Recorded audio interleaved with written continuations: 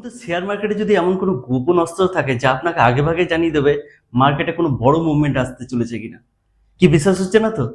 কিন্তু প্রো ট্রেডাররা প্রতিনিয়ত এটি ব্যবহার করে থাকছে। এটি হচ্ছে একটা ইন্ডিকেটর যার নাম হচ্ছে ভলিউম ইন্ডিকেটর।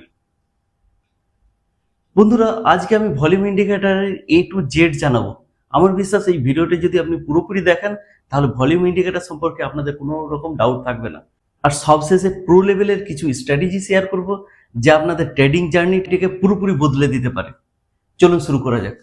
ভলিউম ইন্ডিকেটরে গভীরে ঢোকার আগে প্রথমে জেনে নিই ভলিউমটা আসলে কি। ভলিউম হচ্ছে কোনো নির্দিষ্ট শেয়ারের কোনো নির্দিষ্ট সময়ে কতবার কেনা বেচা হয়েছে তার পরিমাপ। মানে দেখুন, ধরে নিন এবিসি নামক কোনো কোম্পানি আছে, 1000 বার কেনা বেচা হলো, তাহলে এর ভলিউম হলো 1000।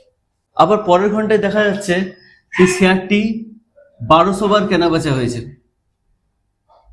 তাহলে তার ভলিউম হচ্ছে 1200। তারপরের ঘন্টায় ধরুন সেই শেয়ারটি 500 বার কেনা বেচা হয়েছে, তাহলে তার ভলিউম হচ্ছে 500।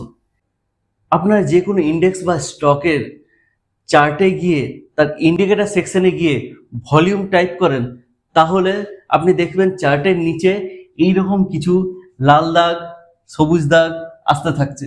এটা হচ্ছে ভলিউম ইন্ডিকেটর।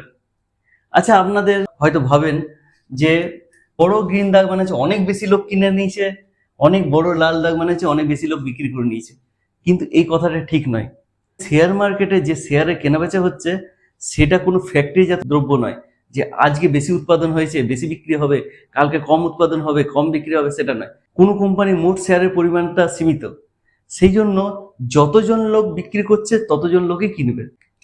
ধরে নিন এই বারটার মান হচ্ছে 5000, তার মানে হচ্ছে 5000 জন এটি সেল করেছে, আর তার সাথে সাথে 5000 জন সেটাকে বায়ও করেছে।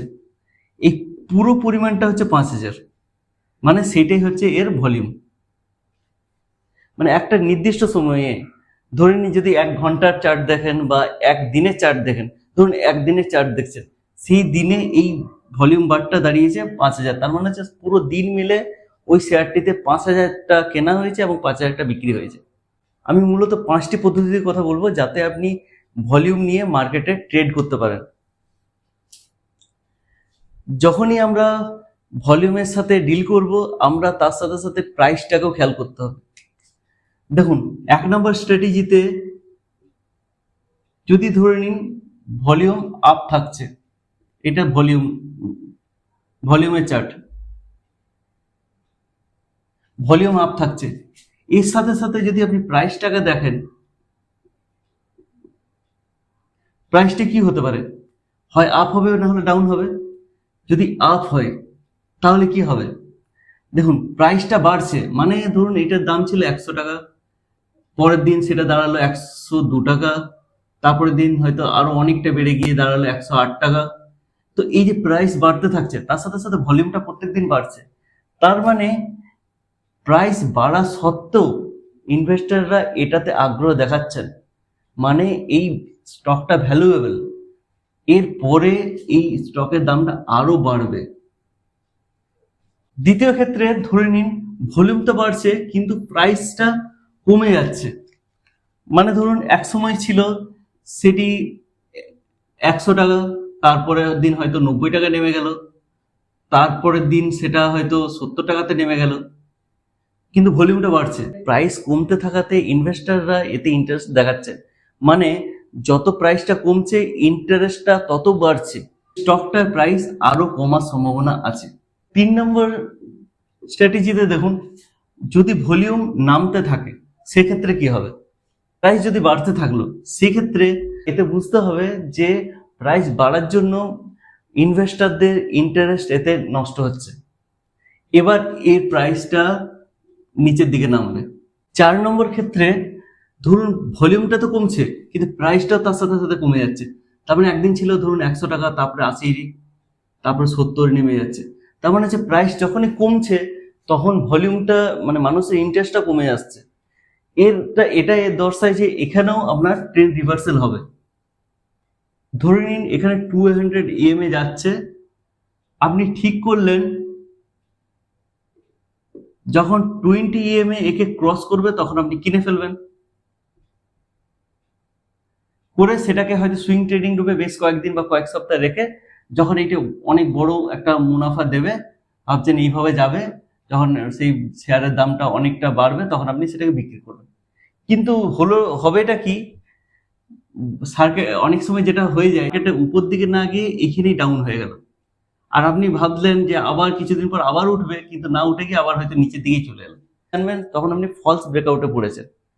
কিন্তু ফলস ব্রেকআউটটাকে ধরবেন কিভাবে?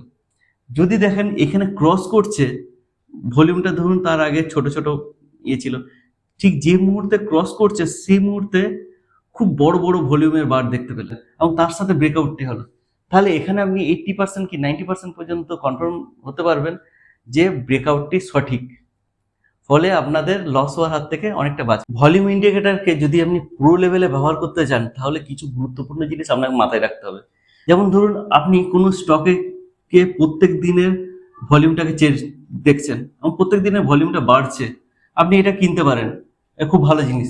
কিন্তু আমি বলবো যদি প্রো লেভেলে ভাবনা চিন্তা করেন তাহলে শুধু প্রত্যেক দিনের ভলিউম না দেখে আপনি উইকলি ভলিউমটাকেও দেখুন, মান্থলি ভলিউমটাকেও দেখুন এবং তারপরে আপনি বিচার করুন। ধরে নিন হঠাৎ করে ভলিউম এইভাবে চলতে চলতে হঠাৎ করে বড় স্পাইক দেখা দিল, কিন্তু প্রাইসের কোনো ডিফারেন্স নেই, আপনাকে জানতে হবে এতে কোনো ঝোলঝাল ব্যাপার আছে, আপনি ওই শেয়ারটা থেকে দূরে থাকুন।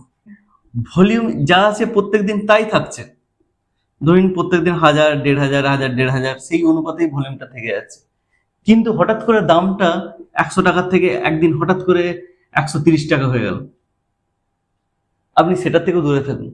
যদি এই বিষয়ে আরো কোনো প্রশ্ন থাকে আপনি অবশ্যই কমেন্ট সেকশনে জানাবেন, আর যদি ভিডিও ভালো লাগে লাইক করবেন, সাবস্ক্রাইব করবেন।